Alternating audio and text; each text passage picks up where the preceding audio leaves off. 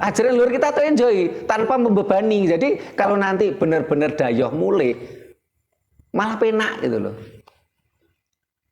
Karena nggak ada terbebani. Oh kamu harus hafal mantra-mantra doa gitu. Di ajaran Jawa malah mengatakan apa? Berdoa dan bersembahyanglah dengan bahasa ibu tanpa terbebani. Jadi anak-anak kita nggak stres. Pagi sudah sekolah di bangku sekolah udah mumet, sorenya disuruh belajar huruf asing. Negara menghabiskan ratusan triliun untuk itu semua. Sesuatu yang sia-sia, nggak ada gunanya.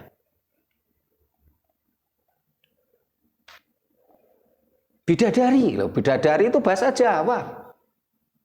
Di dalam ajaran dayoh itu nggak ada kata bidadari.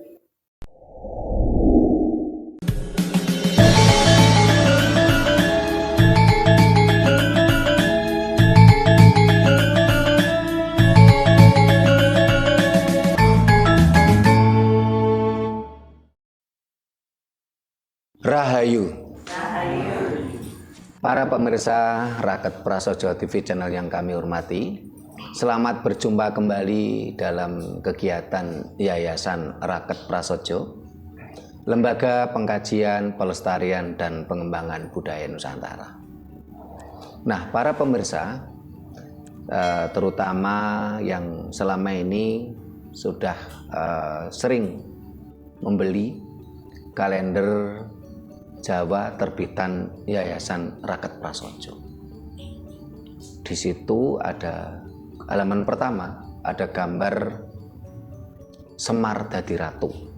Jadi tubuhnya Semar, ya, wajah Semar pakai mahkota.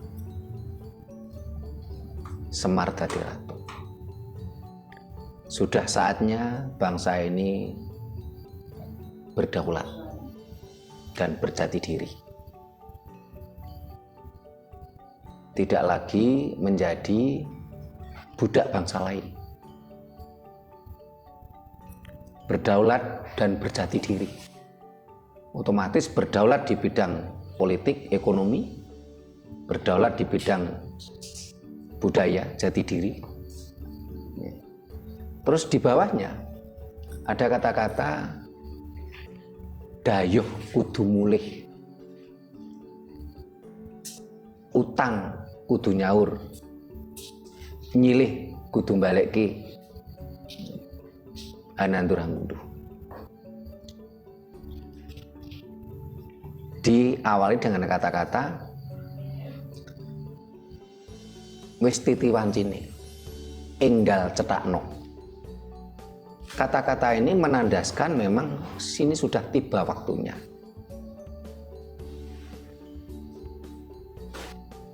Petunjuk alam ini kami dapatkan ketika ritual atau samadhi di Gunung Semeru dan di Candi Cetok. Sehingga kata-katanya diawali dengan kata-kata wis titi wancine, enggal cetakno, sudah tiba waktunya. Enggal cetakno, cepet perjelas, supaya cetok, supaya jelas, supaya nyata. Enggal cetakno, dayoh kudu mulih, utang kudu nyaur, nyilih kudu balekke, anandur hangunduh. Nah, tentunya sekarang menjadi renungan kita bersama. Kalau memang petunjuk alam tadi akan benar-benar cetok, benar-benar nyotok, benar-benar jelas, sehingga terjadinya peristiwa alam tentunya, dayoh kudu mulih. Karena kalau kita lihat secara kasat mata untuk saat ini, seolah-olah dayoh ini benar-benar berkuasa pada bangsa kita. Kita benar-benar jadi bangsa budak pada dayoh tadi. Sepertinya rasanya kok apa benar nanti dayoh itu pulang? Apa bener Dayoku bakal mulih? Rasanya seperti bener atau tidak, seperti abu-abu gitu ya. Walaupun kalau alam sudah berkehendak, saya teringat cerita dari para sesepuh-sesepuh. Dulu rasanya bangsa kita itu nggak mungkin merdeka. Pada tahun 1940, ya, rasanya nggak mungkin bangsa kita merdeka karena pada waktu itu pemerintah kolonial Hindia Belanda ini sangat kuat. Mereka menguasai bangsa ini kurang lebih kisaran 100 tahunan. Ya. Ini sekaligus kita bicara sejarah. Karena di dalam buku sejarah di dunia pendidikan kita ditulis Belanda menguasai kita, menjajah kita 350 tahun. Dan itu tidak benar gitu loh. Karena yang kesini ini bukan pemerintah Belanda. Yang kesini adalah VOC. VOC ini adalah Financing of Company, ini persekutuan dagang.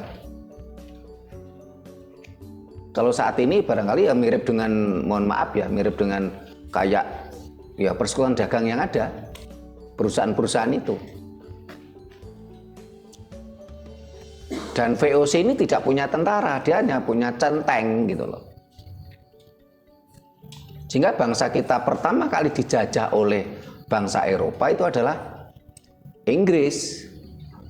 Pasca Perang Dunia Pertama, Inggris pernah menjajah kita, Perancis pernah menjajah kita sebentar, sehingga ada migrasi orang-orang Jawa di New Caledonia, koloninya Perancis.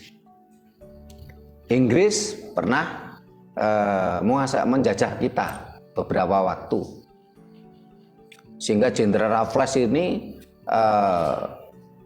begitu cintanya pada budaya Jawa,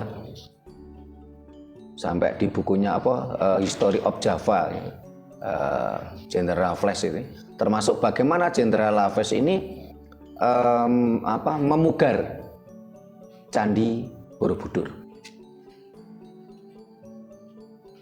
Nah, setelah itu baru adanya penjajahan Belanda. Jadi penjajahan Belanda itu baru dimulai tahun setelah Perang Dunia Pertama. Tahun berapa itu? 1820-an. Itu pun setelah kita dijajah secara fisik oleh pemerintah Hindia Belanda, tahun 1825 terjadi Perang Jawa selama 5 tahun. Sampai waktu itu ada kebangkrutan. Ya. Benar-benar dijajah oleh pemerintah Hindia Belanda setelah itu malahan. Setelah terjadinya Perang Jawa tahun 1830-an. Nah, kembali ke tema yang mau saya angkat tadi. Pada tahun 1940-an ini pemerintah Hindia Belanda ini menguasai bangsa kita bahkan sampai tingkat RT. Semuanya merupakan bagian dari pemerintah Hindia Belanda. Walaupun mereka londoireng. Dalam artian mereka orang-orang Jawa, orang-orang pribumi, ya, orang-orang Sumatera, orang-orang Kalimantan, tetapi mereka adalah bagian dari pemerintah Hindia Belanda. Rasanya tidak mungkin bangsa kita merdeka, karena kekuasaan mereka bercokol sampai tingkat bawah. Barangkali kita waktu itu berpikiran berbeda saja, sudah diketahui oleh antek-antek penjajah tadi. Rasanya tidak mungkin bangsa ini mau merdeka. Tapi kalau alam sudah berkehendak, nyatanya kita bisa merdeka walaupun belum 100%. Dengan adanya peristiwa proklamasi kemerdekaan negara kita tanggal 17 Agustus 1945. Nah, kalau melihat fenomena itu, rasanya juga sama saat ini. apakah benar yang saat ini Dayo benar-benar bercokol memperbudak bangsa ini? Benarkah nanti akan pulang Dayo tadi? Tapi kalau alam sudah berkehendak, saya yakin semuanya akan terjadi. Kapan itu? Ya kita tunggu proses alam. Nah, untuk menuju ke sana tentunya kita pun harus berpikir, loh kalau yang Dayo kudu mulai, sing duwe mah kudu siap. Karena Dayo tadi sudah menguasai negeri kita 500 tahun. Dayo tadi sudah menguasai berbagai lini kehidupan kita. Sehingga yang Dayo kudu mulai, sing duwe mah kudu siap. Ini akan kita bahas.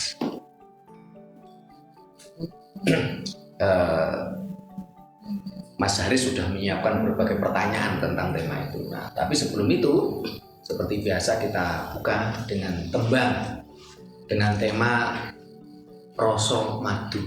Kita mencari rasa manisnya madu, manisnya kesejatian. Karena kita diajari leluhur kita harus bisa membedakan manisnya madu dan manisnya gula. Kita akan mencari manisnya madu, bukan sekedar manisnya gula. Silakan Bu Nani Mardiati kembangnya untuk membuka.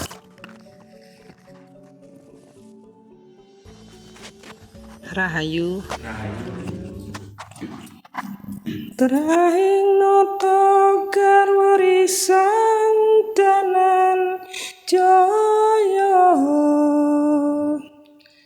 rasa madu saya katon mamanise ake ngendika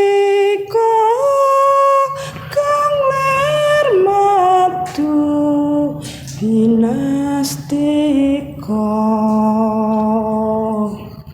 doh kusuma akime sama nyata datihu sada pranta malah elok kang cinda candrane rembia rikma jaman klado wilis rasa madu bebasane mamanise sakung wanita sapraya traing nata garwuri santanan jaya. Rahayu. Terima kasih Bu Nani Mardiati. Nah, para pemirsa, kita kembali ke tema kita hari ini. Bahasan kita hari ini dengan tema Dayoh kudu mulih, sing duwe omah kudu siap. Tamu memang harus pulang dan tuan rumah harus siap. Nah, ini karena kemarin itu berawal dari diskusi lewat telepon dengan Mas Haris ini biar Mas Haris dulu yang membuka pertanyaan ya. Silakan Mas Haris. Ya,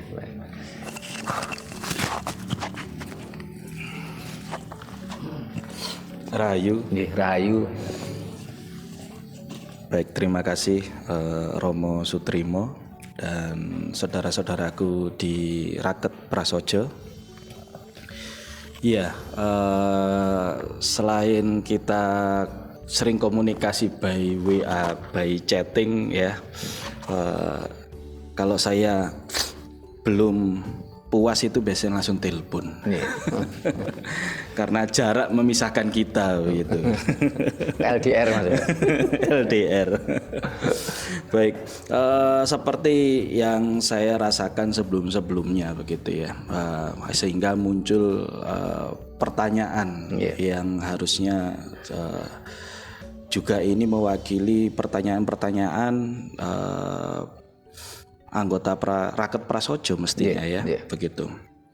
Nah, kita ada ajaran atau budaya leluhur yang harus dipertahankan. Ya. Menurut saya sendiri di dalam ring 1 kehilangan budaya itu. Saya merasakan itu hilang. Bahkan saya juga pernah menangis ya, gitu, protes sama kedua orang tua saya. Kenapa kok saya nggak pernah diajak berbahasa Jawa gitu loh, padahal saya orang Jawa gitu kan. Protes saya tuh. Saya ngomong sama Romo Sutrimo, saya nggak bisa ngomong bahasa Jawa halus begitu ya. Kalau nguku saya bisa gitu. Sama Pak Giono yang sepuh gitu kan, saya banyak ngukunya, ngapunten gitu kan. Nah, gitu. Bisanya bahasa Indonesia. Saya protes ke orang tua. Nah, orang tua saya bisa gitu. Mohon maaf, orang tua saya yang membesarkan saya, bukan berarti saya hari ini itu protes, enggak, tapi saya benar-benar menghormati orang tua saya. Di sini saya menyampaikan unek-unek aja gitu ya. Dan orang tua saya tahu gitu loh. Saya seperti ini sekarang itu tahu betul. Nah, dari dalam diri saya muncul tanpa ada dogma, tanpa ada tekanan, dan itu murni muncul dari dalam diri saya begitu. Sehingga saya merasakan kepekaan terhadap ajaran-ajaran dogma yang dari Dayoh itu masuk ke sini, itu kok nggak masuk akal ya. Banyak saya temukan nggak masuk akal begitu. Detailnya nggak perlu saya sampaikan gitu ya, sambil berjalan saja nanti. Tapi yang menjadi pertanyaan kan begini, Romo. Saat besinya mulai muncul di permukaan dari bawah air sehingga bisa mengambang di atas air, berarti kan kita harus siap begitu ya. Nah, bagaimana cara menyikapi ini kan begitu. Nah, pertanyaannya, apakah masyarakat kita ini yang ada di Nusantara siap dengan apabila dengan istilah agama Dayoh itu sudah kembali begitu. Satu, apakah siap? Kalau memang belum siap begitu ya, mulai banyak yang mengatakan bahwa lu aku iki agama KTP. Nah, begitu. Banyak yang mengatakan seperti itu gitu. Terus ndak wedi dosa gitu. Ndak melakukan ritualnya. Ya karena aku ya agama KTP begitu, banyak ya begitu. Nah, selalu dikatakan antara benar dan salah, kemudian ada reward dan punishment begitu ya. Seperti transaksional begitu ya. Nah, pertanyaan kedua adalah bagaimana cara masyarakat kita Nusantara ini bisa menyiapkan diri kalau memang tidak siap ya. Kalau nggak siap itu bagaimana menyiapkan diri ini, bagaimana kita bersikap, bagaimana kita bisa move on gitu kan. Nah, move on. Karena kita besar, saya sendiri besar dari dogma, Romo, dari dogma. Dogma harus begini. Kalau nggak begini, nggak begitu, kamu akan terjadi seperti ini dan seperti itu. Saya tidak pernah dijelaskan tentang logikanya bagaimana. Padahal kita harus pakai nalar gitu.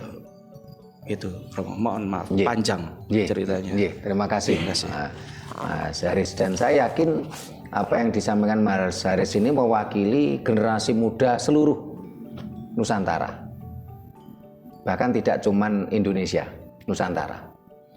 Banyak generasi muda yang berpikiran seperti itu, protes. Bahkan di dunia lain kemarin saya lihat berita di Mesir, itu pun juga muncul protes anak muda seperti itu. Loh kenapa sih leluhur kami, ya, orang-orang Mesir tadi protes, loh kenapa sih leluhur kami, Raja Fir'aun kok dijelek-jelekan oleh agama Abrahamik, padahal Fir'aun mampu membangun peradaban. Kenapa leluhur kami dijelek-jelekan? Ya, kenapa kami tidak diajari peradaban leluhur kami? Kalau bicara salah benar itu kan tergantung dari mana kacamata kita memandang. Dan ini terjadi di seluruh dunia. Bahkan dibilang kita ini malah terlambat. Kita bisa dibilang terlambat. Gelombang kesadaran di Eropa itu luar biasa. Mereka menjadi, ada yang pakai istilah agnostik, nah, bahkan ada yang pakai istilah ateis.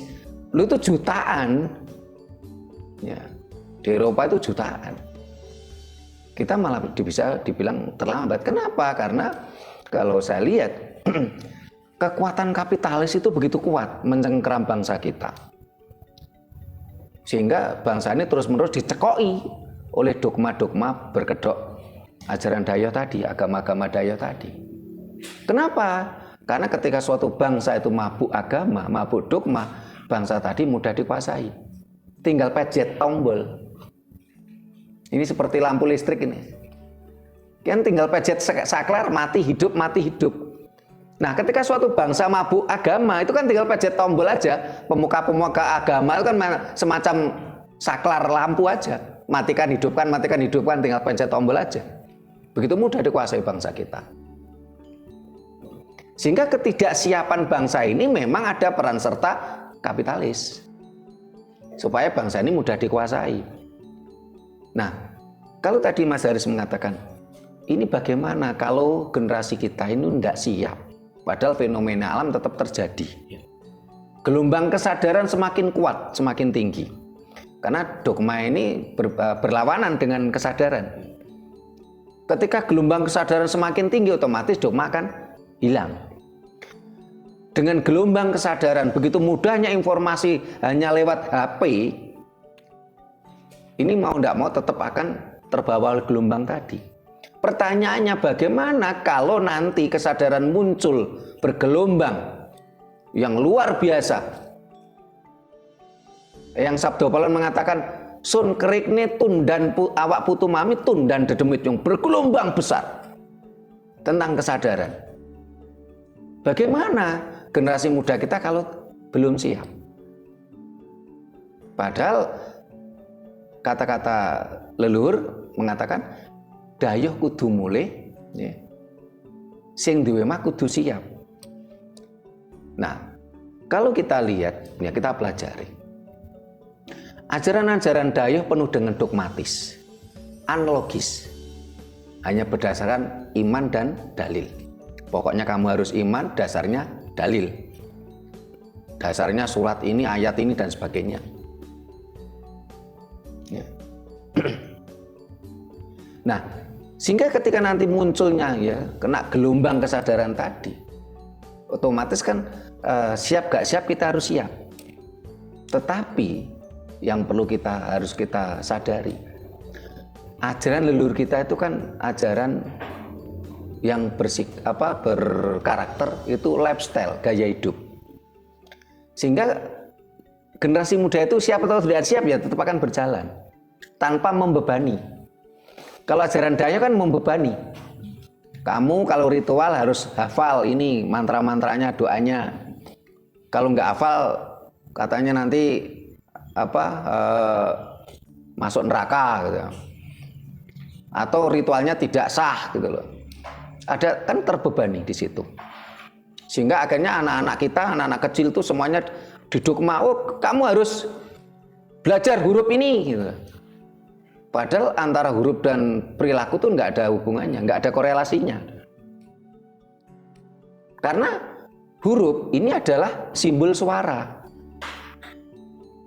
Sementara perilaku ini berbentuk simbol dari moral, perilaku itu indikator moral, kan nggak ada hubungannya.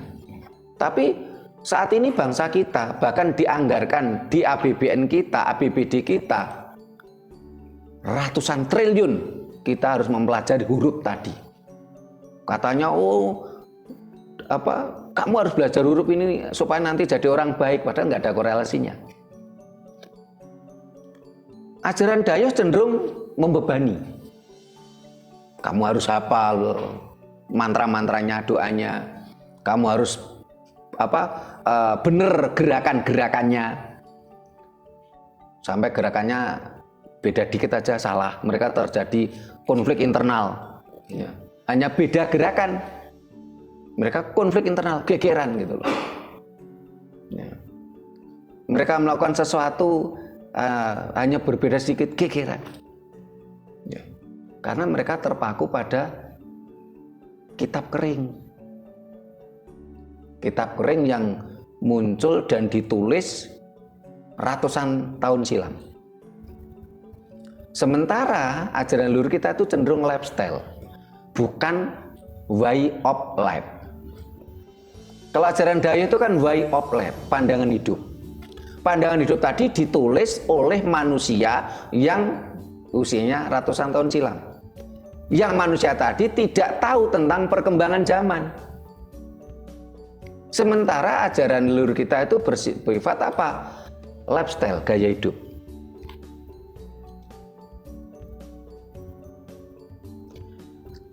Berdasarkan apa? Serateles alam semesta. Coba kita renungkan, banyak kita bicara lifestyle, ya. Gaya hidup. Kalau Mas Haris dicubit sakit, jangan nyubit. Ini kan gaya hidup. Ya. Ya. Sesuatu yang sederhana, lifestyle, gaya hidup. Nyata gitu loh.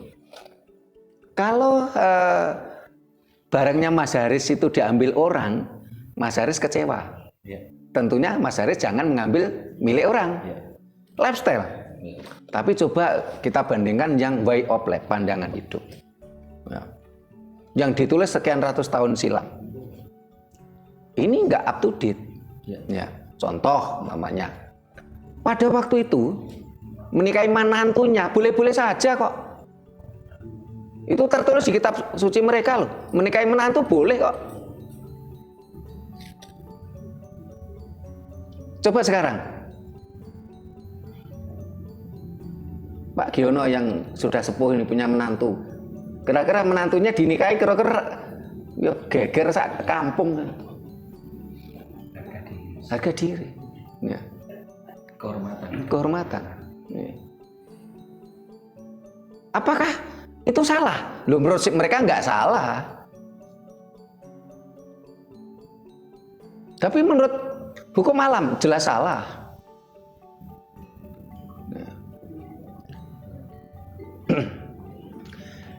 Sehingga ketika nanti ya Dayoh kuwi mulih ya. Sing duwe mah siap gak siap kudu siap, tapi tidak terbebani dan tidak membebani. Sederhana saja. Bahkan dalam segala konsekuensi kehidupan, dalam segala lini kehidupan.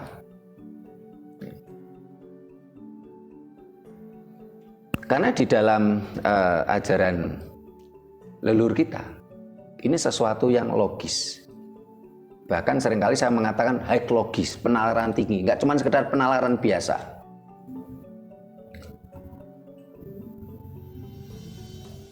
Harus sesuatu yang kasunyatan, realita. Harus sesuai dengan serateles alam semesta. Otomatis kan ya air mengalir gitu loh. Sehingga saya teringat kemarin ketika ini adminnya Honolaras Pak Tony meninggal, kita ke sana 7 hari ya. Doa selamatan 7 hari. Waktu itu ada seorang teman diskusi di situ mengatakan, menurut dia, menurut ilmu yang dia pelajari, wong murid itu sing digoleki apa? Bukan harta benda. Kebetulan beliaunya ini mantan direktur bank, jadi duitnya akeh gitu. Hidup ini yang dicari apa? Katanya kebahagiaan, tentrem katanya. Nah, Saya sederhana saja, kalau menurut ilmu yang saya pelajari, yang kita cari itu bukan kedamaian, bukan kebahagiaan, bukan tentrem yang kita cari. Kenapa? Kita tidak perlu mencari kebahagiaan. Kenapa? Karena orang Jawa mengatakan apa? Ajaran Jawa mengatakan apa? Susah bunga iku langgeng. Kalau kita mencari kebahagiaan, kita akan kecewa malahan. Selama ini kan ajaran dai kan mendogma. Kita harus lakukan ritual ini, ibadah ini. Nanti kita akan dapat reward pahala. Kita akan dapat reward surga. Kita akan dapat reward bidadari. Nah, mereka semua akan kecewa. Kenapa? Karena ketika bicara kehidupan, ya, ajaran saya mengatakan apa? Susah bunga itu langgeng. Kalau kita mencari kebahagiaan, kecewa kita. Nggak pasti kecewa. Silakan buktikan.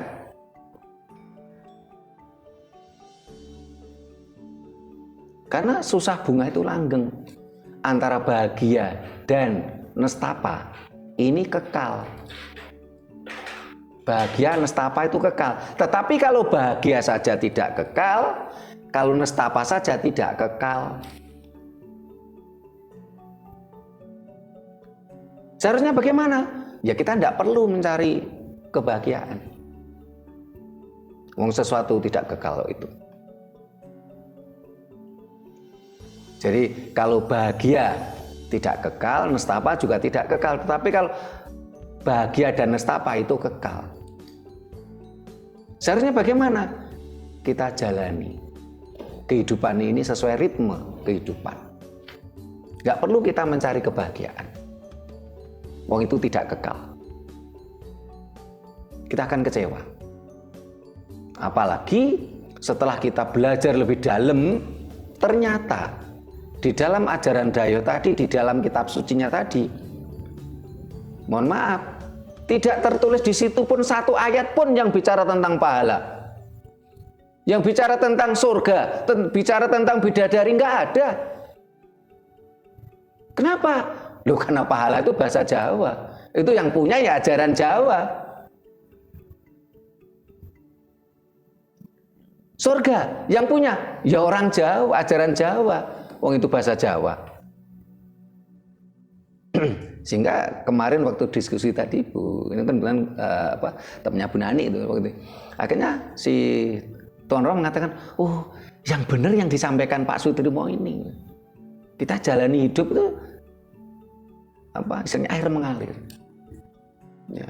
Yang penting kita sesuai kesadaran, hati nurani. Tidak ambisius. Kalau ambisius ya mohon maaf, kita akan mendapatkan siksa neraka. Karena mohon maaf, neraka pun itu bahasa Jawa. Di dalam kitab suci Abrahamik tidak ada ditemukan kata neraka itu.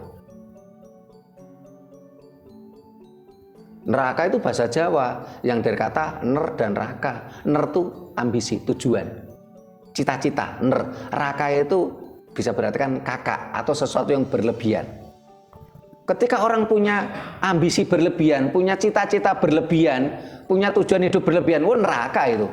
Dia tersiksa oleh keinginan-keinginannya sendiri. Ora iso sumeleh gitu loh. Tuh. Enjoy Mas Haris? Enjoy gitu loh. Ajaran luar kita tuh enjoy tanpa membebani. Jadi kalau nanti benar-benar dayoh mulai malah penak gitu loh.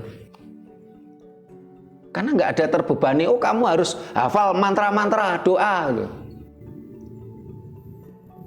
Di ajaran Jawa malah mengatakan apa? Berdoa dan bersembahyanglah dengan bahasa ibu. Tanpa terbebani. Jadi anak-anak kita nggak stres. Pagi sudah sekolah di bangku sekolah udah mumet, sorenya disuruh belajar huruf asing. Negara menghabiskan ratusan triliun untuk itu semua. Sesuatu yang sia-sia, nggak ada gunanya.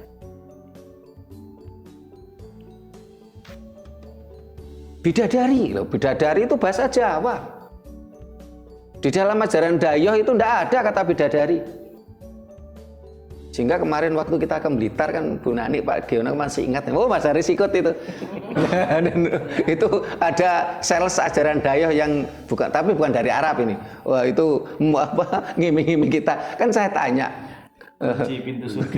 Kunci pintu surga, saya tanya, loh emang di ajaran Anda ada surga? Mereka kan wes nggak usah gitu, nggak usah. Ayo kita ngopi, ayo ngopi. Nah, karena setelah kita kaji bener, akhirnya mereka kan gelagapan sendiri. Oh di kitab suci mereka nggak ada kok kata surga, kok mereka jual kunci surga. Kita nggak jadi kasih kunci surga itu Pak kemarin. Kuncinya belum diduplikat. Belum diduplikat ini. Nah ini supaya lebih berkembang lagi ini siapa lagi yang mau tanya ya bagi para pemirsa nanti silakan di kolom komentar. Tema kita Dayoh kudu mulih sing duwe omah kudu siap. Ya, siapa yang mau tanya lagi? Benar nih. Ini Mas Haris untuk mempersiapkan pertanyaan yang sudah dicatat ini. Kemarin saya kasih PR untuk nyatet pertanyaan soalnya. Rahayu. Rahayu. Kalau memang Dayoh kudu mulih. Ya kita ya harus siap. Harus siap. Ibarat orang punya gawe, tamu hadir tanpa undangan. Apalagi rame-rame itu kan banyak sampahnya ya. Nah, kita harus siap bersih-bersih. Harus kita sterilkan. Terutama nanti kita mengawali dari yang masih muda-muda. Nah, ini yang saya tanyakan sebelum agama Dayoh itu datang. Agama apa yang ada di Nusantara ini? Kenapa sih sampai sebegitunya? Seperti apa kok sampai kalah? Sedangkan yang diajarkan agama Dayoh itu tadi dikatakan bahwa surga, neraka, pahala itu adalah di ajaran leluhur. Berarti ajaran leluhur kita itu sudah disadap. Oh iya, disadap sekian tahun. Nah, karena kita sudah terlena, akhirnya sekarang kita baru sadar. Itu yang saya tanyakan. Terima kasih. Rahayu. Rahayu. Pak Giono, silakan.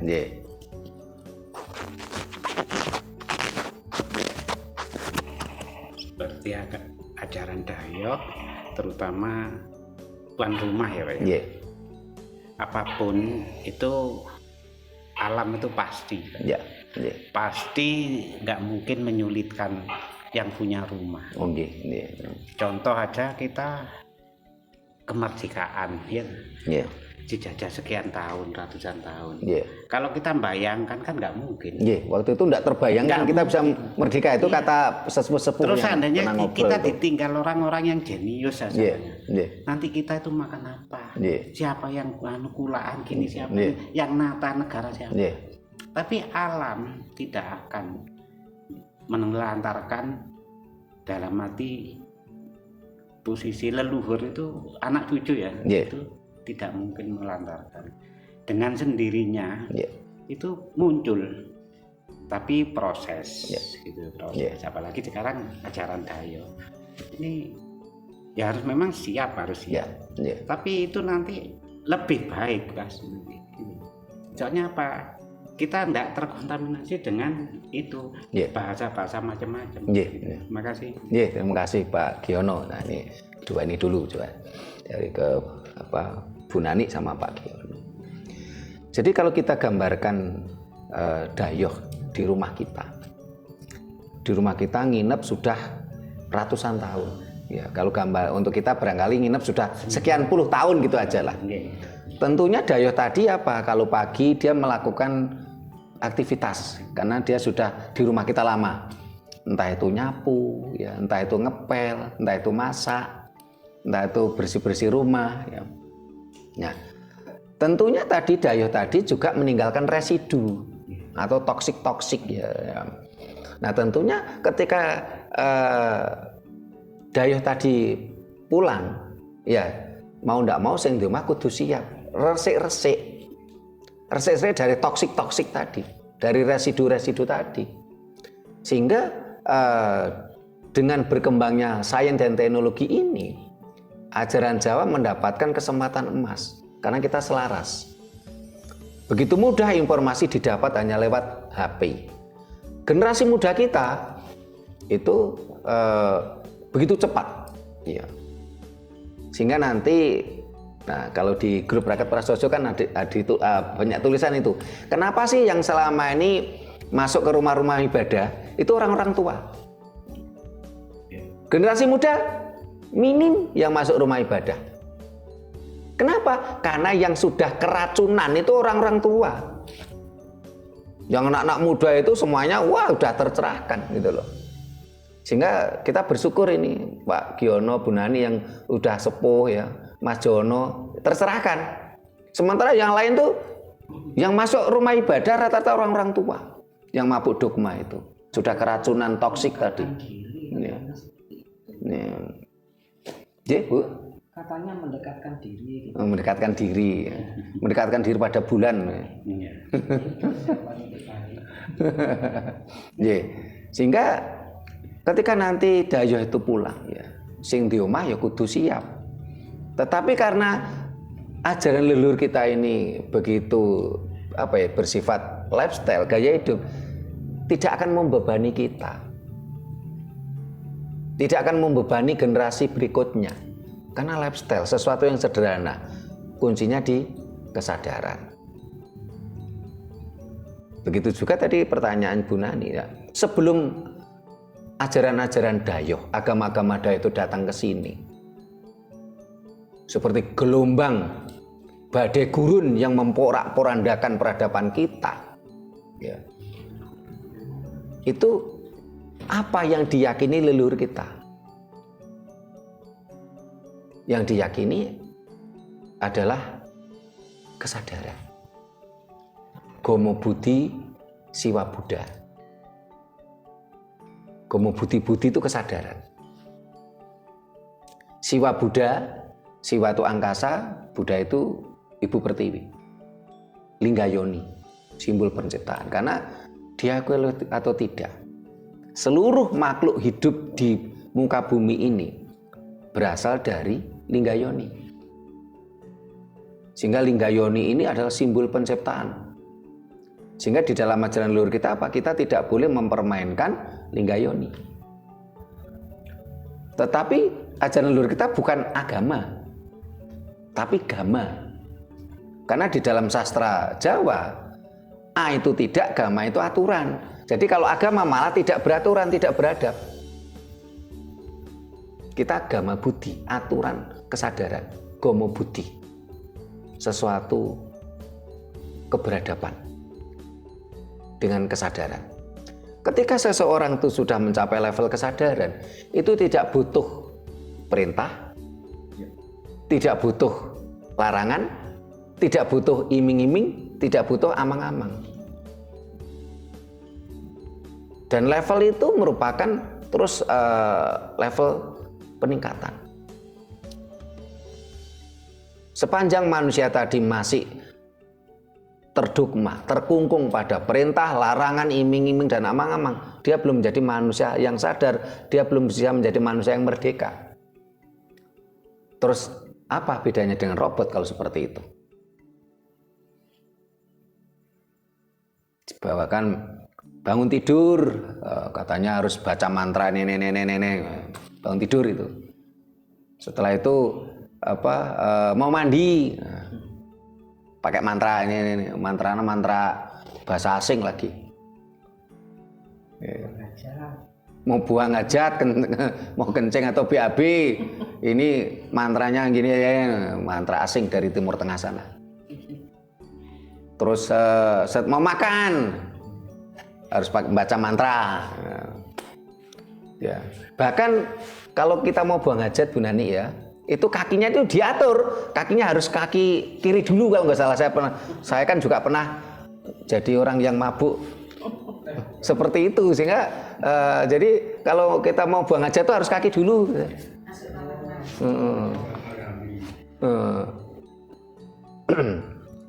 Terus kalau kita nanti mau keluar rumah itu kaki kanan dulu. Aduh, kok apa bedanya dengan robot gitu loh. Bukan sebuah kesadaran gitu loh.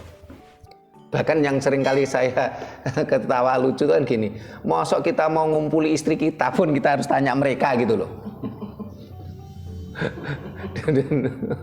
Kasihan ini.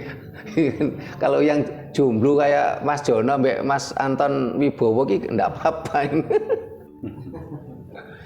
Ini kan sesuatu yang lucu gitu loh. Kita belum bisa menjadi manusia merdeka. Ya. Karena kesadaran kita belum ada. Apakah kalau nanti tidak ada agama, ya terutama agama Dayoh, moral kita akan menjadi rusak? Sejarah membuktikan. Sebelum ajaran Dayoh, kita punya peradaban yang tinggi dan mampu menguasai dunia. Tapi setelah ajaran Dayoh ke sini, kita mabuk ajaran Dayoh, apa yang terjadi? Kita terpuruk. Sudah terpuruk, harus jadi jongosnya bangsa lain, ya. Hanya karena kita diiming-imingi janji fata morgana, diiming-imingi surga, loh mereka nggak punya surga loh, kok kita mau diiming-imingi. Ya. Diiming-imingi pahala, mereka nggak punya pahala kok, yang punya leluhur kita kok. Sehingga ketika Dayoh kudu mulih, sing duwe mah kudu siap. Siap gak siap kudu siap.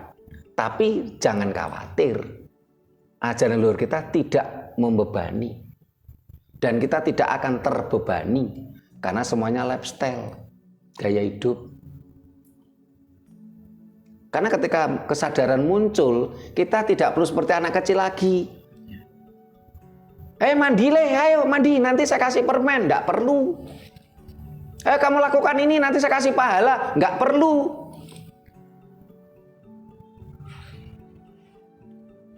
Dan lucunya, kok begitu bodohnya bangsa kita. Kalau saya gambarkan seperti anak kecil, ya, leh, ayo mandi leh, nanti saya kasih permen. Sementara kita yang janjikan tadi nggak punya permen. Loh kok kita mau? Berarti kita kan begitu bodoh banget bangsa ini. Bahasa pekok ya. Pekok, kelewat saking bodohnya gitu ya. Nah. Sementara yang punya permen si anak kecil tadi di tangannya masih menggenggam permen. Kan gambarnya seperti itu gitu loh. Nah. Apakah nanti ya kalau ajaran Dayoh itu pergi moral kita rusak? Enggak, jangan khawatir. Bahkan kita jauh lebih baik. Kenapa? Karena standar moral kita itu lebih objektif. Karena kita berdasarkan alam semesta, secara teles. Sementara standar moral ajaran Dayoh itu tidak objektif. Standar moral mereka hanya standar moral kelompok mereka.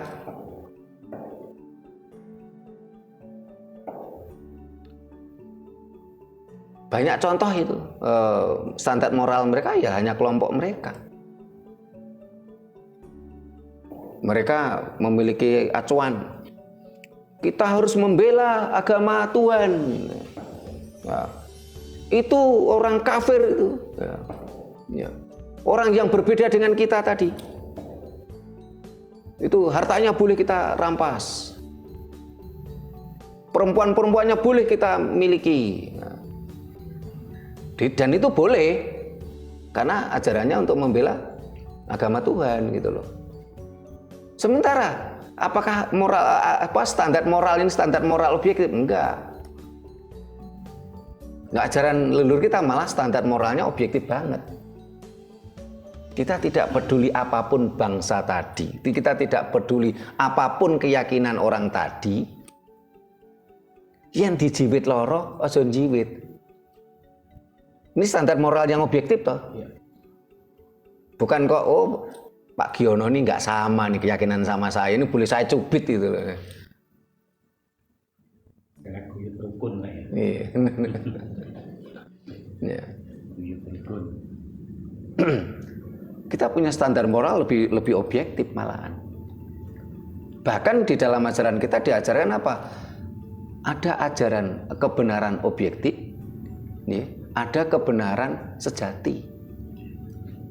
Sementara ajaran Dayo hanya mengajarkan apa? Kebenaran subjektif, kebenaran menurut kelompok mereka, menurut ajaran mereka.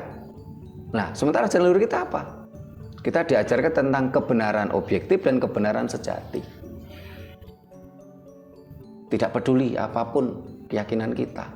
Karena kalau menurut Pak Giono, semua orang tuh pasti punya keyakinan. Kalau nggak punya keyakinan, kita nggak bisa pulang ke rumah. Loh, karena yakin ini rumah saya, saya pulang karena ini saya yakin ini rumah saya kok. Orang kalau nggak punya keyakinan nggak bisa pulang ke rumah. Orang kalau nggak punya keyakinan, tidak punya keturunan gitu loh. Loh, kalau nggak yakin ini istri saya atau bukan ya, kan nggak yakin kan nggak dikumpuli ya, karena nggak punya keturunan. Semua orang punya keyakinan. Tetapi kalau di dalam leluhur kita itu jelas dalam artian apa? Ruwa bineda, sesuatu yang berbeda belum tentu salah. Orang boleh beda punya keyakinan dan itu tidak salah. Sementara ajaran Dayo tidak bisa seperti itu.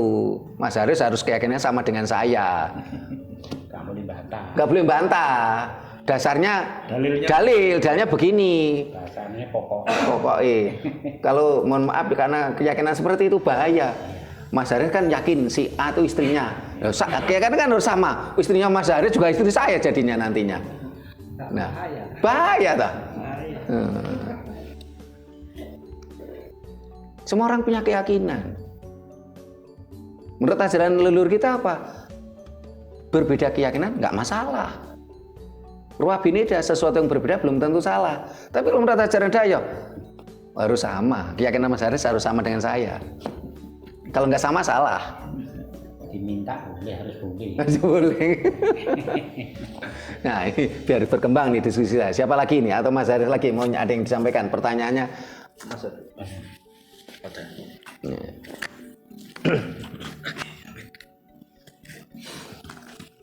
Rahayu Romo. Iya, Rahayu Mas Haris. Ingin saya tanyakan, kalau kita nanti kembali ke ajaran Siwa Buddha, itu kan harus punya dasar yang kuat. Nah, terus nanti gini, yang saya pikirkan itu nanti kalau kita mati, itu ada yang istilahnya yang nyembayangi nggak? Nah, istilahnya nyembayangi itu juga punya ilmu, harusnya, ya gitu. Apa ada seperti pelajaran seperti untuk orang yang meninggal supaya mati sempurna? Nah, itu aja. Terima kasih Mas Hadi. Nah, Mas Anton, tanyakan. Nah. Rahayu Romo. Rahayu. Semisal Dayo sudah mulai atau pulang, kalau saya sudah siap. Udah siap. Waduh. Karena saya sudah persiapan dari dulu. Iya, ini udah mencari Tuhan sampai Sumbawa nih soalnya. Yang dulunya saya itu ritualnya 5 kali bahkan lebih. Sekarang cuma sekali sehari. Sekali sehari ini. Jarang. Itu pun jarang. Kadang-kadang seminggu cuma sekali. Itu sudah enjoy aja. Ya itu aja. Terima kasih Mas Anton. Boleh lagi nih, silakan. Baik, yang apa ya? Kalau saya kan disiplin ilmunya psikologi, begitu ya. Maka saya secara alam bawah sadar perspektifnya juga mesti di ruang psikologi, begitu. Nah, yang saya rasakan di lingkungan sekitar saya ya, maksudnya ya. Kenapa kok saya tadi bertanya apakah siap kan begitu, ya kan? Bagaimana caranya kalau kita nggak siap? Karena doktrin itu membuat kita satu tidak percaya diri, itu sih. Nah, sehingga yang disampaikan sama jenengan tadi itu kan Mas Anton ini kan sangat percaya diri, ya kan, karena di dalam dirinya sudah sadar. Sadar. Kalau sudah sadar maka sudah bagian kepesertaan dirinya ini hidup, kan begitu. Nah, sehingga stepnya setelah hidup ya berarti percaya diri gitu. Lah sedangkan kita dimatikan. Kalau menurut saya dimatikan dengan dogma harus begini begitu. Kalau anak saya tanya gitu beberapa lampau gitu, sudah doa anak gitu, belum ya, kenapa gitu, lupa ya, catatanku nggak tak bawa. Lah masa berdoa ini berdasarkan catatan gitu. Gitu. Belum hafal ya gitu. Sudah bubuk sudah berdoa sebelum bubuk gitu. Yang dibaca doa makan gitu kan. Lu real lo itu anak kecil itu ya real taunya begitu. Ya nggak masalah ya, saya tidak marah-marah karena waktu itu ya ringsnya adalah seperti itu gitu kan. Nah, yang di sini adalah nilai kesadaran manusia itu memang setuju sekali itu perlu sekali ya gitu. Nah, begini Romo. Stepnya tadi kalau kita sudah tahu tahu kalau mau balik gitu ya, atau kitanya yang sadar sehingga itu kembali sendiri maksudnya gitu kan. Nah, kan begitu maksudnya kan. Nah, terus kemudian kita sudah mempersiapkan diri untuk bisa menyambut dengan sukacita ya, dengan nilai kesadaran. Nah, setelah kita tahu inilah, nextnya itu yang ditanyakan Mas Hadi. Apakah memang ada di Gomo Budi ya? Sebenarnya ngomongnya Gomo atau Gama kan? Budi. Gama Budi Siwa Buddha gitu kan? Itu apakah memang ada? Kalau memang terlalu panjang dijawab di khusus sesi berikutnya aja enggak apa-apa. Tapi di sini spill aja gitu, spill. Apakah ada yang entah itu pakem atau sebagai tuntunan kan setiap wilayah di Nusantara ini berbeda-beda. Tetapi pasti ada kesamaan di situ. Secara prinsip hanya ritualnya pastinya yang berbeda, tapi prinsipnya kan ada. Nah, apapun itu sepemahaman saya, kalau vertikalnya ini adalah esensinya sama ya, baik timur tengah, timur barat, timur selatan, timur utara gitu kan, atau timur gitu kan. Nah, ya kan, kalau esensinya sama, menurut saya semuanya kesadaran itu ada, manusia itu bisa lebih baik dan damai. Itu sih. Terima kasih Romo. Rahayu. Makasih Mas Haris. Nah, ini Mas Jono itu biar nambah nih. Masih. Nah, supaya jawabnya urut ya berarti dari Mas Haris dulu, baru kan endingnya kan puncaknya kan pertanyaannya Mas Hadi tadi ya. Jadi kalau mulainya stepnya ya tentunya kita harus sadar diri kita. Jangan bicara orang lain dulu. Diri kita harus sadar. Nah, setelah diri kita sadar, otomatis ke ring satu kita, anak istri kita. Nah, sadar tentang kesadaran, tentang hidup dan kehidupan. Yang seharusnya hidup itu kekal, hidup itu langgeng. Kalau kita punya kesadaran itu, tentunya kita tidak akan mudah terdogma. Karena selama ini kan dogma itu kan membelenggu ketika ya, kita tidak menyadari hidup itu kekal. Sehingga mereka mendogma supaya apa? Kita tidak perlu mengejar dunia katanya. Mental miskin. Iya, mental miskin itu. Kita nggak perlu mengejar dunia karena nanti kita hidup di dunia itu cuma sebentar. Mampir ngombe. Nanti yang lama itu hidup di sana gitu ya, di alam sana gitu ya. Nah, karena itu tadi kita belum sadar hidup itu kekal. Kita masih dicekoki seperti itu, sehingga akhirnya apa? Bangsa ini cenderung bekerja keras ya.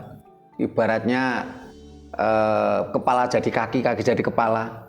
Itu hanya untuk setelah dapat duit untuk mengejar itu tadi, mengejar janji fata morgana tadi. Toh di situ akhirnya tetap memperkaya bangsa lain. Sampai-sampai ada di tetangga desa sini itu stres. Dia ini punya sawah. Terus setelah itu dia kena dogma. Supaya nanti kamu kalau udah mati kamu akan masuk surga. Sawahmu dijual aja untuk berangkat ke sana. Ya. Nah, setelah itu dia pulang dari sana, ya, yang katanya tanah yang tidak ada beraknya katanya, karena saking sucinya. Jadi, nah, setelah pulang dia stres. Kenapa? Background dia kan petani. Ketika sawahnya sudah dijual, ya, dia kan bingung dia mau kerja apa. Padahal kehidupan terus berjalan. Perutnya butuh diisi, anak istrinya butuh makan, butuh kehidupan. Akhirnya stres gitu. Dan ini banyak terjadi. Termasuk kemarin itu saudaranya Mas Puji, admin kita itu kan dia kerja keras itu hanya untuk mengejar itu gitu loh. Ya. Sementara para tombol-tombol tadi, ya, yang bicara tadi kan tombol-tombol tadi, tokoh-tokoh agama tadi, dia hidup bergelimang harta. Ini kan tidak konsekuen. Masyarakat kita dibuat bodoh, masyarakat kita, umatnya dibuat bodoh. Ya. Kerja apapun, pokoknya nanti ya, nggak perlu uang itu untuk apa, karena hidup itu sementara. Yang penting nanti kehidupan di sana katanya. Sementara dia sendiri kehidupannya mewah. Dia berangkat ceramah pakai mobil sport. Wah. HP-nya HP terbaru. HP Apple Crowak. Nek Android ya murah, Android ya. Apple Crowak yang edisi terbaru itu harganya berapa enggak tahu, 30 atau 50 juta itu. Oh 55. Oh di atasnya itu masih ada Mas, 30 juta yang edisi terbaru. Nah, kan aneh gitu. Ya. Sehingga tadi kita harus sadar diri dulu. Setelah itu ring satu anak istri kita. Setelah itu baru kita ke saudara-saudara lain. Cuma sadar diri dulu. Sehingga ketika kita yang sudah sadar, harus ada pertanyaan, kapan kita menyadarkan orang? Karena itulah tujuan perjuangan kita. Channel YouTube Raket Prasojo TV bukan semata mencari monetes, bukan semata mencari duit, tapi tujuan kita adalah mencerahkan bangsa. Dan kita juga tidak ingin menciptakan dogma baru, walaupun itu dogma lokal. Oh, kamu kalau ingin sakti, mantranya begini, ya itu dogma baru, dogma lokal. Sesakti-saktinya apapun kita, ya, kalau mohon maaf ya, ketika anaknya nangis minta uang tuh bayar SPP nggak bisa bayar, nggak jadi sakti. Goblok dadak gitu loh.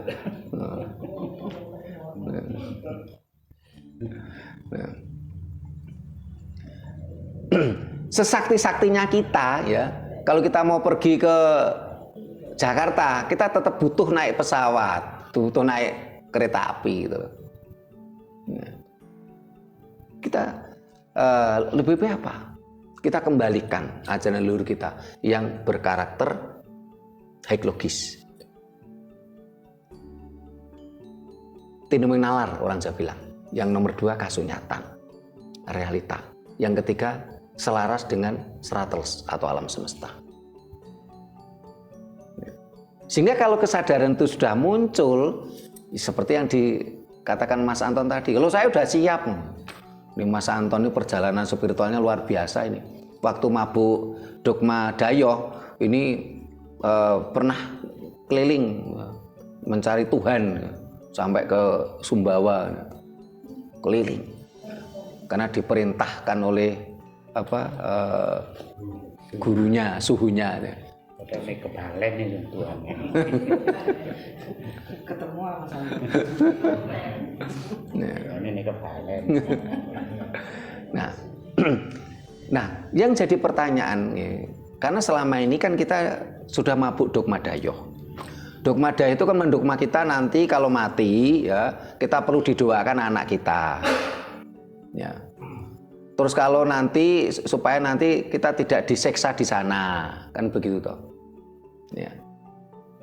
Ini kan seksa itu kan untuk nakut-nakuti kita selama ini.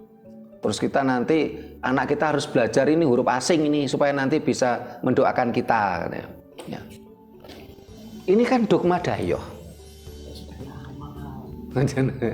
Kalau harus banyak memberi, saya yakin itu termasuk hukum alam, Bu. Jadi karena siapa banyak menanam pasti dia akan banyak menuai gitu loh. Ya. Itu masih hukum alam kalau itu. Ya. Tetapi yang penting kita menanamnya jangan pilih kasih. Nah selama ini kan kalau dari dogma dayoh itu kan cenderung pilih kasih. Kita boleh memberi hanya kepada orang-orang yang seiman dengan kita. Bahkan saudara kita yang seiman dapat bantuan dari yang beda iman. Itu dikatakan katanya, ini misionaris agama lain. Akhirnya dipolitisasi gitu loh, sehingga beberapa tahun yang lalu ya ada kelompok dermawan ini di daerah Kediri itu waktu itu. Saya dengan Mas Puji ke sana. Ya. Ini mau membantu. Waktu itu sembako, 3 truk waktu itu. Awalnya, kadesnya itu menerima bantuan tadi. Nah, setelah itu ada tokoh-tokoh agama dayoh itu yang merasa mayoritas. Ini protes ke kadesnya. Ini tidak boleh ini nanti mempengaruhi iman katanya. Wah, beras ya kalau kok yang mempengaruhi iman. Akhirnya waktu itu apa? Kadesnya kebingungan. Bantuan sudah didatangkan 3 truk, nggak jadi dibagikan. Masyarakat kecewa. Ya. Loh, kalau beramal tapi masih pilih kasih, ini bukan hukum alam. Kita ingat hukum alam, apa itu matahari? Entah itu orang kaya atau orang miskin, orang jelek, orang ganteng, semuanya sama kena sinar matahari. Itu loh hukum alam. Loh kalau kita memberi masih pilih-pilih, ini bertentangan dengan hukum alam. Dan itu ajaran dayoh seperti itu. Nah, kembali ke pertanyaannya Mas Hadi tadi. Nah, kita harus lepaskan dogma dayoh tadi. Nanti kalau mati nanti kalau kita nanti disiksa, nanti harus nanti didoakan. Karena di dalam ajaran leluhur kita itu ada ajaran apa? Kasampurnaning urip lan pati. Kita harus belajar kesempurnaan hidup dan kesempurnaan kehidupan dan kematian. Karena hidup itu kekal. Kasampurnaning urip lan pati. Nah, urip di sini bukan dalam artian sejatinya hidup, tetapi kehidupan. Karena kalau kita urip kudu urup kesejatian hidup tadi. Nah, kalau kita belajar tentang kesempurnaan urip lan pati, tentunya kan kita terlepas dari dogma tadi. Karena kita akan bagaimana kita harus banyak menanam. Apapun tanaman kita pasti itulah yang akan kita tuai. Kalau kita menanam padi, pasti kita akan menuai padi. Nah, kesempurnaan urip dan pati tadi otomatis contoh bagaimana hidup yang sempurna. Hidup yang sempurna itu kita harus menjalankan tugas hidup kita. Bagaimana tugas hidup kita? Kita harus menunjukkan dharmaning agesang, eksistensi kita. Contoh begini. Kalau kita selalu membawa kebaikan, membawa kemanfaatan kepada sekitar kita. Otomatis kita ini dianggap hidup. Kita dianggap ada. Tetapi kalau kita tidak mampu memunculkan kemanfaatan hidup kita untuk sesama di sekitar kita, berarti apa? Kita dianggapnya tidak ada.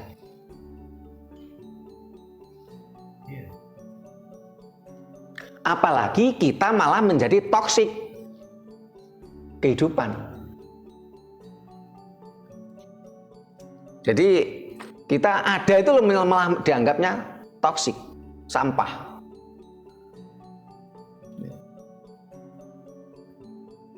Ini malah berbahaya lagi, sehingga akhirnya apa? Kita kan kita sampah, otomatis kan harus dibuang, harus dibersihkan gitu loh. Harus dipotong, harus diamputasi. Itu hidup yang kesempurnaan hidup. Nah, kemanfaatan tadi tidak hanya pada masyarakat sekitar kita, karena makhluk di sekitar kita itu tidak hanya sekedar tetangga. Kita pun harus berkemanfaat untuk apa? Istri kita, pasangan hidup kita, anak-anak kita. Karena itulah kita harus mampu menjalankan kewajiban kita. Kalau laki-laki Mas Haris ini harus mampu menjalankan kewajiban sebagai seorang suami untuk istrinya, kewajiban sebagai seorang bapak untuk anaknya, kewajiban sebagai seorang anak untuk orang tuanya, termasuk ke mertua. Ini kesempurnaan hidup, menjalankan tugas takdir. Otomatis nanti kita harus membentuk anak-anak kita, anak-anak yang berkemanfaatan juga. Kalau sampai kita meninggal, ya, meninggal karena entah itu sakit, ya, karena kita tidak mampu menjaga kesehatan kita. Sebagai contoh, kita terlalu banyak mengkonsumsi alkohol, kita terlalu banyak mengkonsumsi racun, kan kesalahan kita sendiri. Akhirnya kita tidak mampu menjaga raga kita. Ya. Nah, akhirnya kita meninggal dalam posisi belum menyiapkan anak-anak kita punya kemampuan berkemanfaatan, minimal kemanfaatan untuk dirinya sendiri. Sehingga apa, orang Jawa mengatakan apa? Sik ninggal kokoh. Ini tidak hidup sempurna. Ini kan kalau di istilah Jawa kan ada, kokoh. Jadi orang itu meninggal masih ninggal kokoh. Maksudnya meninggal kokoh itu masih meninggalkan anaknya yang belum mandiri. Meninggalkan PR. Dia belum sempurna hidupnya. Nah, ini kalau nggak salah di video kita yang lain ada itu, Mas Hadi ya, ada itu. Nah, setelah itu kita harus juga mempelajari urip sampurno mati sampurno. Bagaimana kita harus mati sampurno? Ingat, yang mati itu kan raga kita, material kita, hidup kita kan kekal. Bagaimana kita harus mampu menyempurnakan raga kita supaya tidak terjadi kemelekatan. Sehingga orang Jawa mengatakan apa? Yen kurungane manuk jebol, ya manuke mabur kembali ke alam semesta. Bukan nunggoni kurungan. Akhirnya menjadi penghuni kuburan gitu loh. Karena masih menunggu raga kita di kuburan situ. Ajaran Jawa tidak seperti itu. Lho nek kurungane manuk jebol ya manuke mabur ke alam semesta. Aja ditunggoni di kuburan situ. Sehingga mulai kita hidup harus kita bentuk mindset di dalam diri kita. Kalau nanti raga kita sudah tidak bisa kita pakai, ya sukma sejati kita ini harus menyatu ke alam semesta, tidak perlu nunggoni raga ini. Karena di dalam konsep Jawa, raga ini inilah kuburan. Karena sukma sajati kita kan terkurung di sini. Ya.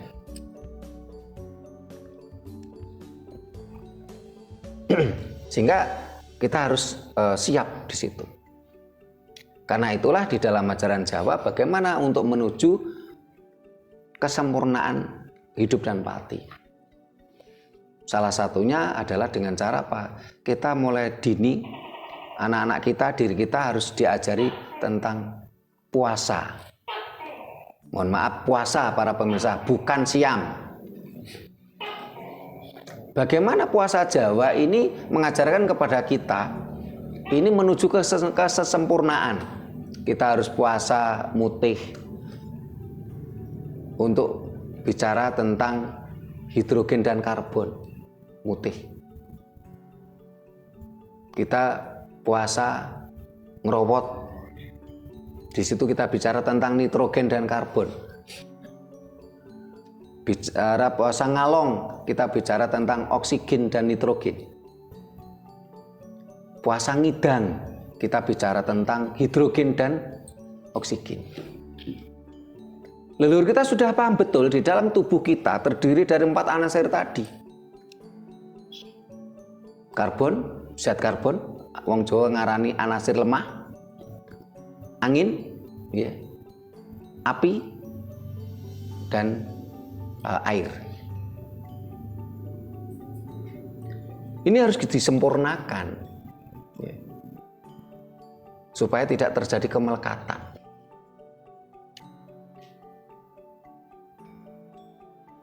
Sehingga nanti sukma sejati kita benar-benar menyatu ke alam semesta. Secara ilmiah, ya, bicara pasca kematian di dalam ajaran Jawa itu masuk. Ketika raga kita sudah tidak bisa dipakai pada hari pertama, kita masih ada kemelekatan di situ. Kita harus lepaskan. Ya.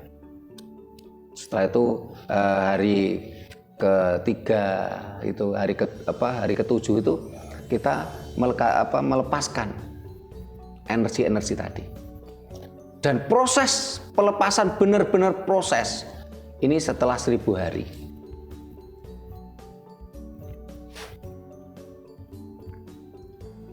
Benar-benar proses tadi benar-benar lepas. Orang Jawa bilang ada istilahnya itu entas-entas.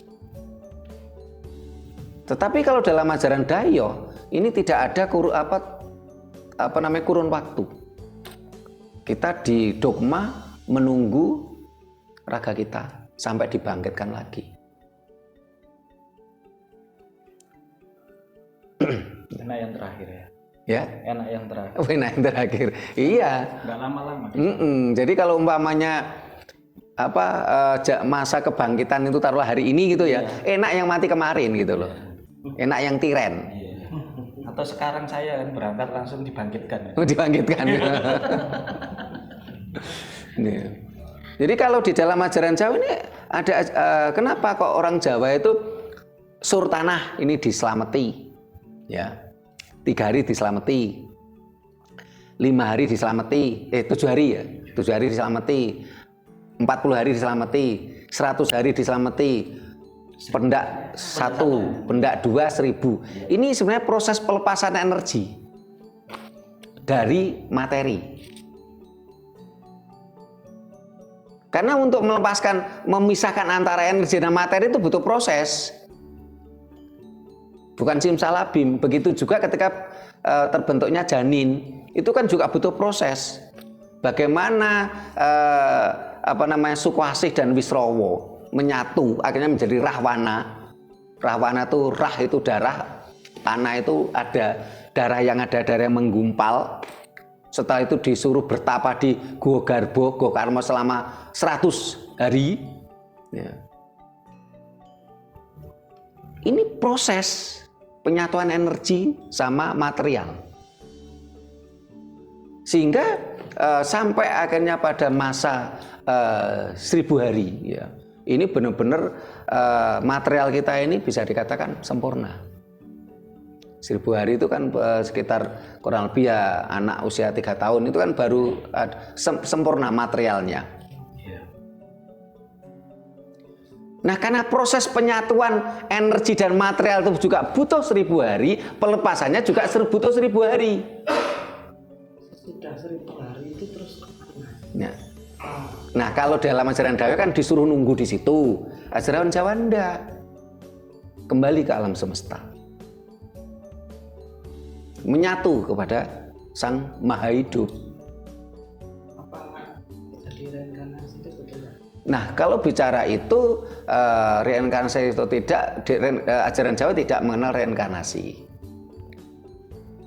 Ajaran Jawa mengenalnya adalah manitis.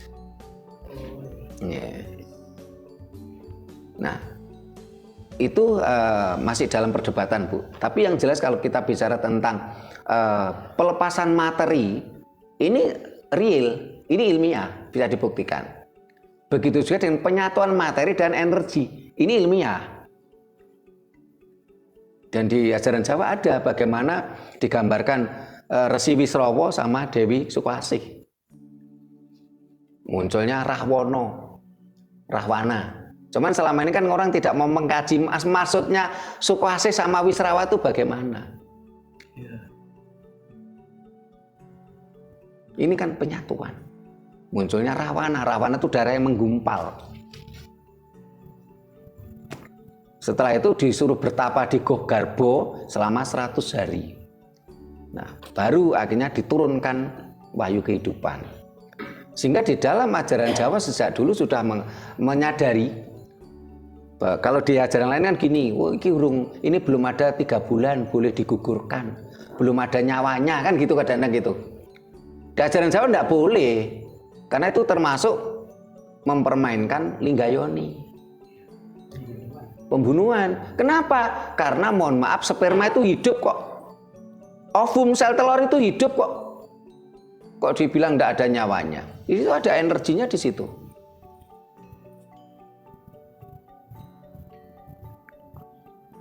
Ya. Ajaran Jawa begitu detail, rumit. Detail ya. Kalau dikatakan rumit nanti konotasinya negatif. Detail. Ya. Cuman kadang-kadang kita kan karena sudah terlanjur mabuk dogma, kita tidak paham tentang ajaran Jawa yang berbau sasmito, cerita wayang, pewayangan yang agesang. Kenapa kok Rahwana digambarkan seperti buta gitu ya? Karena bayi yang menggumpal tadi ya. Ya. Ini semuanya dimakan. Asupan apapun dari induk semang itu masuk gitu loh. Terus dasa muka 10 saraf. Dasa itu 10. Sehingga ketika saya bicara tentang bagaimana perjalanan janin menurut versi Jawa, ajaran Jawa, orang medis sampai terheran-heran. Dikiranya saya pernah kuliah di kedokteran spesialis kandungan. Enggak, saya enggak pernah kuliah sana. Ya. Nah, sehingga dengan kita memahami ini dan tidak mabuk dogma, ya, tentunya kesempurnaan urip dan pati akan kita dapatkan. Kita tidak perlu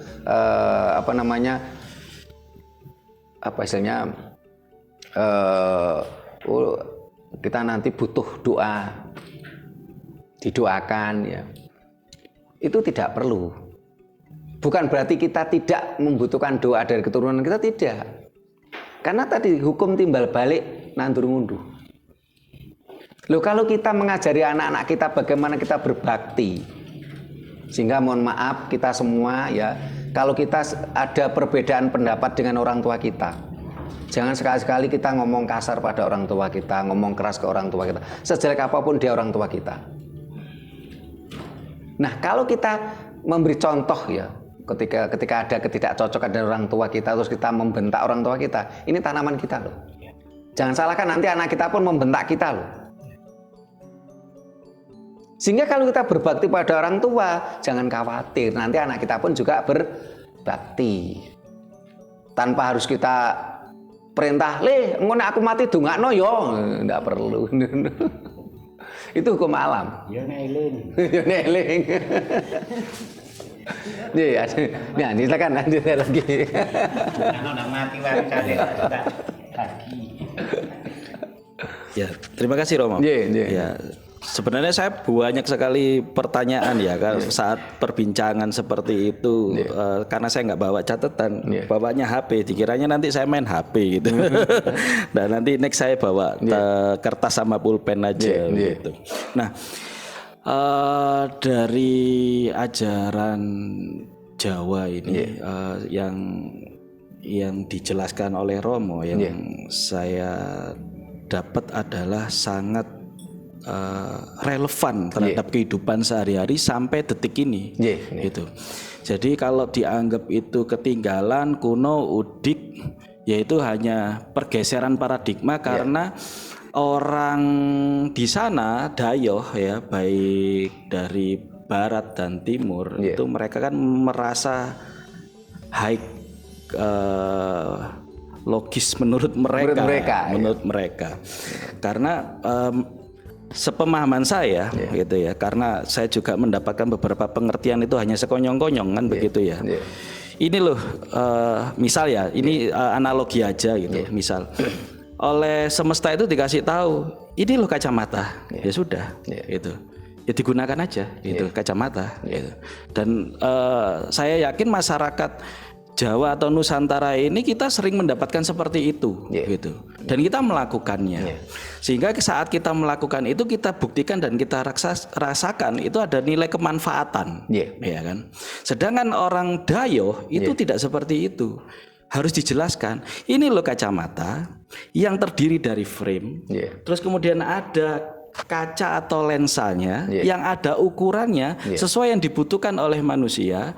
Terus kemudian tangkainya ini bisa nyantol di kuping dan itu diletakkan di mata, di hidung. Iya, di depan mata, mancik di hidung kan begitu. Atau sepeda ontel, plek. Ya ini kita sudah dapat nih, dapat pengertian. Oh ini sepeda ontel. Kalau sana nggak terima, sepeda ontel itu ya ada setir, ada rangka, kemudian ada pedal, ada dua rodanya, ada yang harus digerakkan penghubungnya itu rantai kan begitu. Harus detail mereka. Nah, karena kita ini sudah mendapatkan, misal kalau jelas kita membajak sawah ya. Setahu saya dulu itu kan pakai kebu.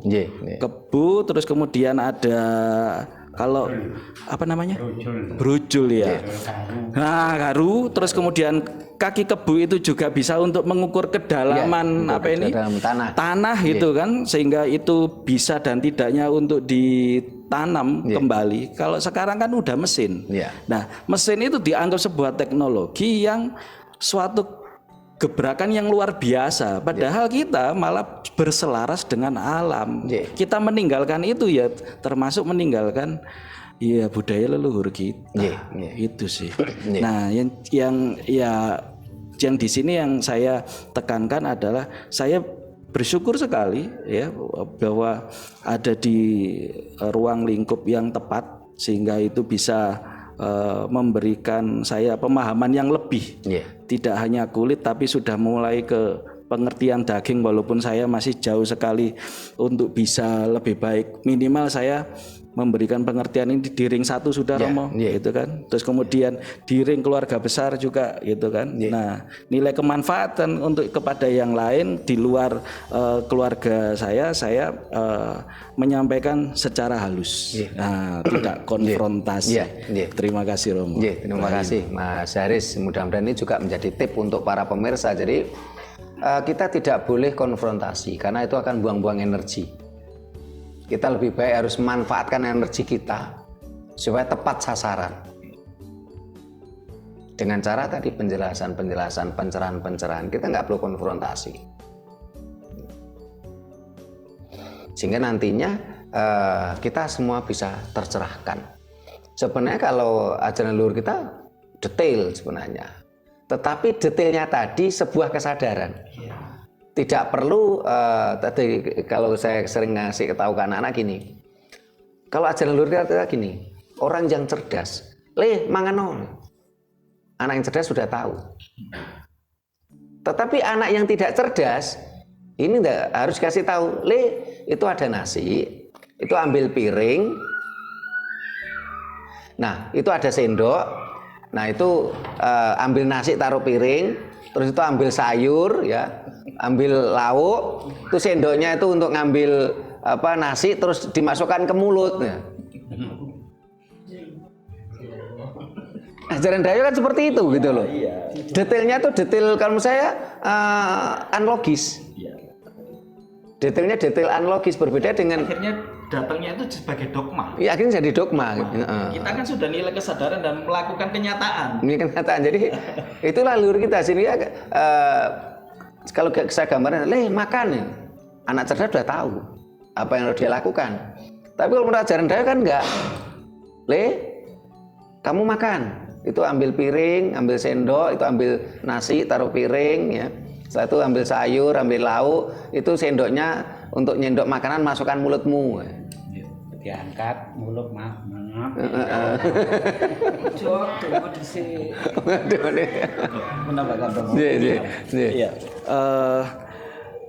Tadi yang terakhir saya lupa menyampaikan, saya susulkan ini bahwa ajaran kita ini benar-benar apa ya namanya ya? Kok jadi lupa ya? Ya ini kalau kelemahan saya kalau nggak saya tulis begitu ya. Nanti deh saya susulkan. Apa nggak boleh ya begini ya? Langsung blank saya ini. Kenapa ya? Itu. Ya berarti alam belum mengizinkan. Sehingga ketika kita bicara Dayo kudu mulih, sing duwe mah kudu siap. Jangan khawatir, karena ajaran leluhur kita ini selaras dengan alam semesta, realistis, logis, lifestyle, tidak membebani kita, dan kita tidak perlu merasa terbebani, santai saja. Itu pun leluhur kita masih meninggalkan ilmu komunikasi energi. Kenapa? Karena leluhur kita meyakini, mengajarkan energi itu kekal, hidup itu kekal.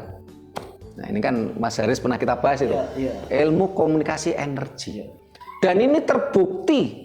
Ya, contoh kemarin kita semedi bareng. Energi yang ditangkap Mas Haris, ditangkap oleh Jenderal Untung, yang saya tangkap sama. Kita kembali tadi siang, saya, terus Mas Puji, ada Mas Willy, ada Mas Anton Haryanto, kita ke Gua Ciptoni. Ada kita mampu sama-sama menangkap energi yang sama. Ceritanya sama, yang didengarkan sama, menangkap energi yang sama. Nah, dengan ilmu komunikasi energi, karena energi itu kekal, jangan khawatir. Leluhur kita tidak mungkin menterlantarkan kita. Kita akan mendapatkan tuntunan dari leluhur dengan konsep, dengan cara komunikasi energi. Hebat loh leluhur kita.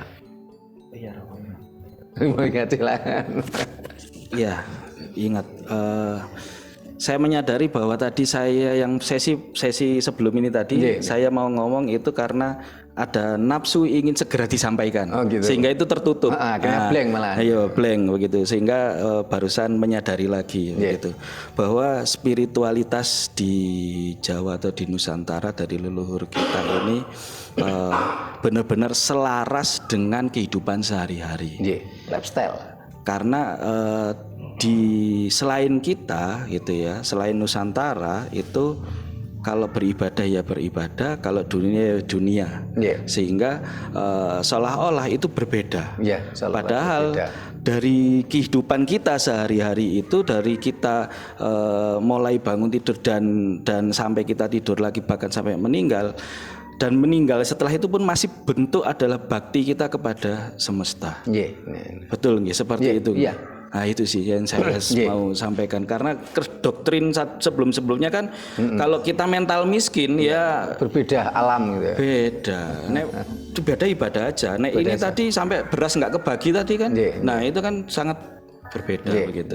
Terima kasih Romo. Terima kasih Mas Haris. Jadi memang salah satu kelebihan ajaran leluhur kita, ajaran Nusantara, ajaran Jawa.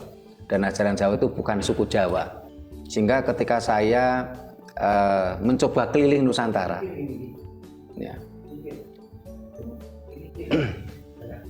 itu ketika saya keliling Nusantara, ini esensinya itu saya dapatkan. Ada kesamaan-kesamaan di situ. Dan ajaran Jawa selalu berkonsep Purwa Bineda. Sehingga ketika saya ketemu orang Batak, saya ketemu orang Dayak, ya enjoy saja. Karena orang Batak tidak harus menjadi orang suku Jawa. Untuk menjadi Jawa boleh, tapi tidak harus menjadi orang suku Jawa. Karena Jawa artinya bukan sukuisme. Ya. Harus selaras dengan hukum alam. Ajaran Jawa ini selaras dengan hukum alam, tidak memisahkan antara dunia dan pasca kematian. Karena orang Jawa mengatakan apa? Sekarang ini adalah sesuatu yang pasti. Masa lalu sudah berlalu. Masa yang datang belum pasti. Sementara kalau ajaran Dayak kan itu tokoh-tokohnya, kalau cerita pasca kematian seolah kayak pernah mati gitu. Dan tidak mampu dijelaskan secara ilmiah. Berbeda dengan ajaran leluhur kita tadi, bagaimana pelepasan energi dan material ini memakan waktu 1000 hari. Itu real, itu ilmiah. Karena penyatuan material dan energi pun butuh waktu 1000 hari. Ilmiah itu. Nah, luar biasa. Ini ada lagi mau disampaikan ini. Sampun, enggak. Ya, mudah-mudahan apa yang kita bahas mampu memberikan pencerahan pada kita semua. Ya, terutama pencerahan bagi anggota organisasi Raket Prasojo dimanapun Anda berada. Memberikan pencerahan pada para pemirsa. Dan kita harapkan bagi para pemirsa yang sudah sadar, gantian Anda harus menyadarkan orang lain minimal ring 1. Minimal. Kalau bisa juga melebar terus. Karena memang sudah kehendak alam. Wis titi wancine enggal cetakno. Dayoh kudu mulih. Utang kudu nyaur, nyilih kudu balekke, hanandur hangunduh. Sampai di sini dulu bahasan kita. Dayoh kudu mulih, sing duwe omah kudu siap. Ya. Sampai jumpa di kegiatan kita lainnya. Bila mana ada kata-kata kami yang kurang berkenan, tata krama kami yang kurang memadai, kami mohon maaf. Terima kasih. Sampai jumpa di kegiatan kita lainnya. Rahayu.